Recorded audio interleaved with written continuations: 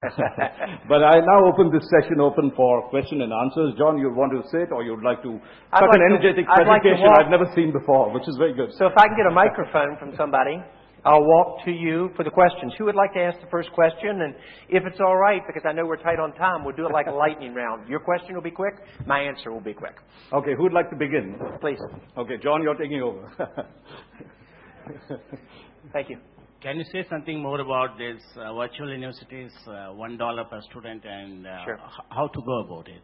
So, starting with the virtual university, 2 years ago, we went to Duke University and we showed them what telepresence could do, and it was a healthy give and take, and they were kind of interested.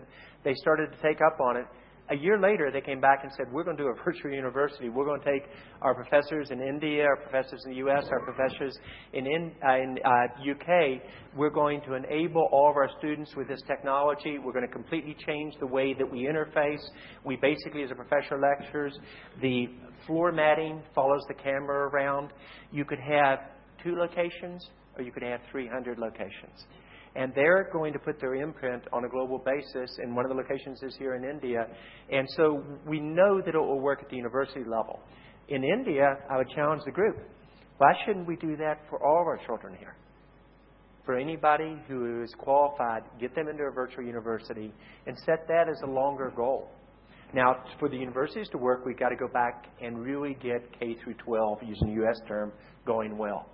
We've got to basically say, how do we take these technologies and how do we bring, just like GE now brings their quality engineers, whether they're in this country, in the U.S. or Western Europe, to where the work comes to them, we need to do the same thing with the teachers. We need to train our teachers to this technology and deliver it virtually over a backbone broadband capability, then put a wireless mesh at the end and bring it straight into the classroom. And let the children do what they do best, which is let them interface through games and computer technology to learn these new areas, as opposed to perhaps the way that we were taught 1 or 2 generations ago. This isn't theory that we're talking about. We've already done this, and if you want to see it, come to Bangalore. Watch what we're doing. Go to Melbourne and look what's happening in one of the poorest sections there. They got a problem. This is working so well that students are ahead of those in other areas and creates a problems in terms of social promotion on it. Or go to New York City, where one of the key pilots are in one of the most challenging education groups. But it's how do we get together, and I want to compliment your Ministry of Information and Technology, also your Ministry of Education. We're working with those groups together. But I think we're talking about taking small steps. I'd say let's ask your Prime Minister to lead. Let's, as a country, say let's skip a generation. Let's set an unreasonable goal that's impossible, $1 per month for education. Give a goal of how do we get there in 5 to 7 years, and say how do we work backward off of that vision to begin to drive it. But if you don't build out your national broadband, everything I've talked about won't work. You can do wireless after you get to the key inflection points. Next question. John, I think... No, please go ahead. Sorry. Okay. After that, your shoulder. So that's one of the reasons I grabbed it. It's a CEO problem. I like to be in control. And if I hold the mic, I can do that. I can come over and ask and put my arm around somebody and ask them, how am I doing so far? You're doing great, John. Okay, so what's your question? I'm Pawan from Sun Valley, Idaho. And what I want to... I think now I understand why CEOs are paid so much. You leverage well. I made $1 per year for 3.5 years after 2001. So you should only get paid when you're producing results. But I think that what you've fertilized in my head is that we need to leverage just the way you are doing. Yes. In transportation, and highways aren't going to do it. In energy and all the related issues Completely agree. that really are bogging our country down with the population. Perhaps you can shed some light on that. Well, if you think about it, when you think about smart connected communities, whether they're the cities of the future that you build up out of the New Delhi's or Bangalore's, or they're the cities that take rural communities and bring them together virtually, it's the ability to say how you do all these together. When people talk about job creation, they make a terrible mistake by thinking of them in silos. If you talk about what smart grids will do for you, it's a couple hundred jobs per state in the U.S., maybe 1,000. If you talk about what safety and security will do for you, it's another element. If you talk about what education will do for you, it's another group. You talk about healthcare, it's another group. You talk about the ability for a small business person to access anyone who do this as a community where these interlap together as opposed to specific silos. Even for smart transportation, you do it based upon time, traffic patterns, different routes, etc. within it. And so that's kind of how I view it in terms of direction. Please, sir. John, there's someone who's waiting right across there, if you don't mind. And I don't mind at all, please. That's where you have to stop and think, because some of us who are on the sidelines do get left out. It's very fair. So when you are controlling the room, you have to also look at the sides. You're exactly right. You should start off looking left and right and then toward the middle. So I'm learning. Go ahead. My question to you was, it's a question where I'm still not complete with the idea of what I want to ask. You had so many innovative things going on that screen. And yet I was thinking of rural India, where there are so many have-nots. How can we take your dream through all those grids that you talked about and get it into rural India, where there is no power, and there are so many things, so many amenities that are not there, and yet use your innovation and your skills, because I can see where you're coming from, and do it fast and soon, because we have a government that we have to work with. We have a central government, we have a state government, we have many things that come in between, harnessing all those different things into the rural India. But yet our children need you. Mm-hmm. Yet our children need that kind of innovation. So where are we going, and how do we do it, and how fast can we do it? As representatives of the people, sometimes some of us get stymied because we know that time is running out for us. Yes. And we need to do this fast. How can you guide us? A series of questions. One of the toughest things I think we have in front of us when you have so many possibilities is to take a step back, paint the vision of what you want to do, but then say, what are your top 3 priorities? For me, I showed 30 market adjacencies going to 50, but my top 3 were collaboration, video, and virtualization. So it starts with what are our top priorities, and then it starts with groups from government, from business, from academia, and state and local, as well as national, and saying the challenge is to do this in this time frame.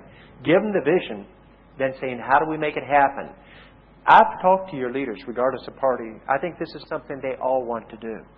This is where business, for my peers in the room, should have no fear, because we have no special interest groups that have influence on us in this. And the ability to do this first for the good of every citizen in India, but then take what we do and export that virtually to emerging countries around our geography, which you must do to have political stability. As one of the earlier speakers said, if you don't get jobs in given countries, young people will become frustrated and there'll be more terrorists than you can handle, regardless of how good your defense mechanisms are. And it's taking that to not only countries on our border, but taking them all the way around the world. But it does come back to what you said. Prioritize, set a vision, get the groups together, and then hold them accountable. And then have regular review, a disciplined process behind it. But it does start with what are you going to do different than others. And we'd be honored to play a role in that, and we actually are with a number of your groups. But if the Prime Minister would say, this is what I want, let me get the right groups together and challenge, we'd be happy to invest and to lead. Please. And then I'm going to check on the far right to make sure I got the other extreme. And the middle. In the middle. Thank you. My name's Koel Puri, and I'm a chat show host, and I have a very micro-personal question to ask you as advice. Okay. Should I be looking at doing my show virtually? Because from the way that you're talking about things, that everything is moving away from one-on-one personal contact. Yes. So is there any room going to be in the future for actual one-on-one contact to have people that you talk to, or is everything going to become video conferencing? The answer will be the combination of the two. And if you watch what is going on, 90% of the loads on networks are user-generated. The key is, how do you do both? How do you take advantage of the traditional way of doing it and the traditional way of viewing it over TV, but also be able to have your blogs match that and your advertising models? All you have to do is ask the major newspapers in the world, especially in the U.S., what has happened to their market because they didn't transform. So I would say it's how you do the and is the question on that. And on some of these questions, I know they're very complex questions that you can't answer in 2 minutes. So I'll give initial reactions to it, and I encourage you to follow up with Wim or with myself personally on some of the thoughts on it. But you've hit one of the areas. We're in the media big time. Music industry lost control of their destiny. They got superseded where they don't make money on content. It gets copied too quickly. Now it's about how do they maintain control over their content again, but how do they get, instead of how do they split a dollar differently with an Apple and with a service provider or others, it's about how do you generate $3 through areas such as concerts, through memorabilia, to blogging interfacing. So my advice would be think about where your market's going and lead. Continue to generate what you've done well on, but perhaps try some of the new areas and see what works and doesn't work. Let me move to the far... Yes, ma'am. I'll stop here. But if somebody's got a question over here, hold up your hand so that I get to that. Thank you, John. Uh-huh. I wanted to ask, that magic $1 figure caught my eye. What sort of infrastructure and investment does one need to get to that figure? You know, this is John, where... by the way, that's Mohini Bulla, who's the director of the India Today Conclave and who's responsible for... It's a pleasure. Thank you for inviting me. I hope I don't let you down. It is amazing.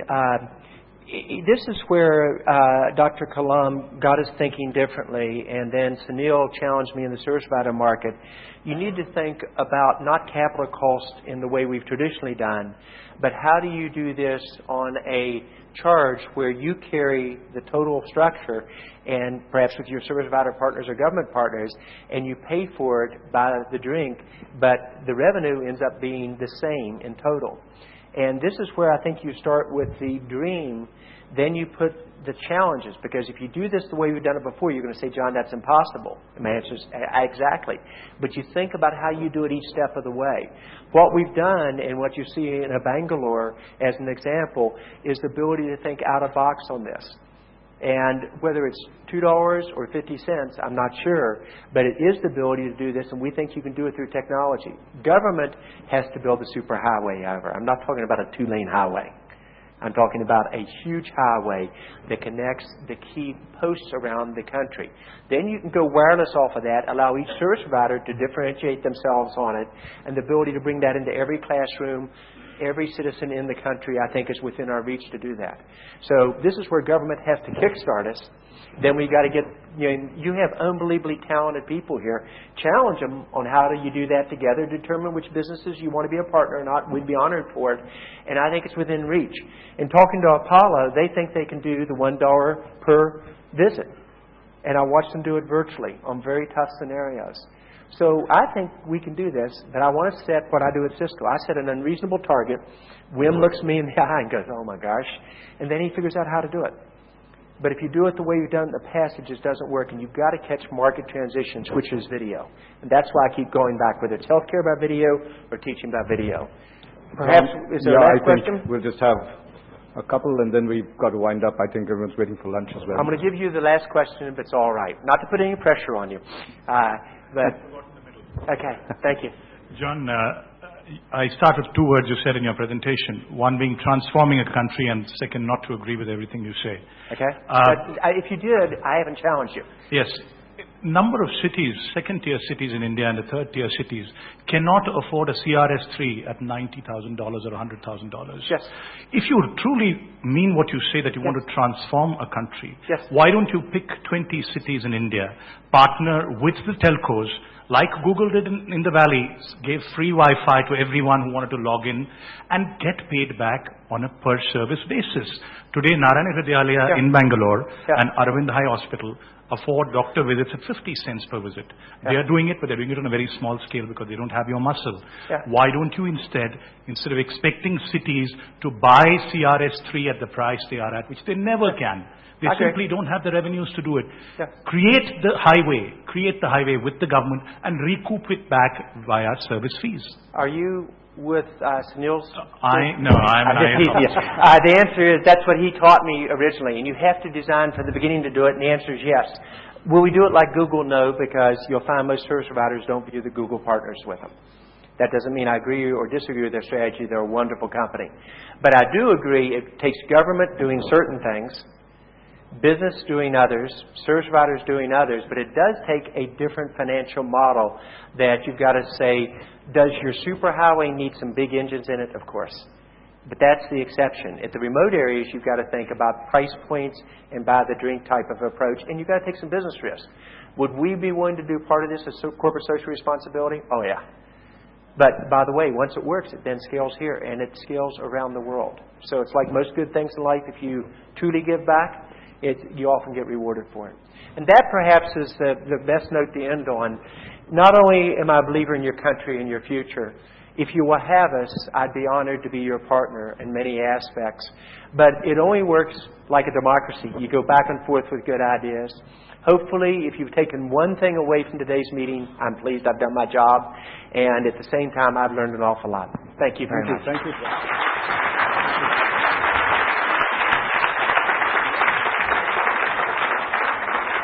Thank you so much, John.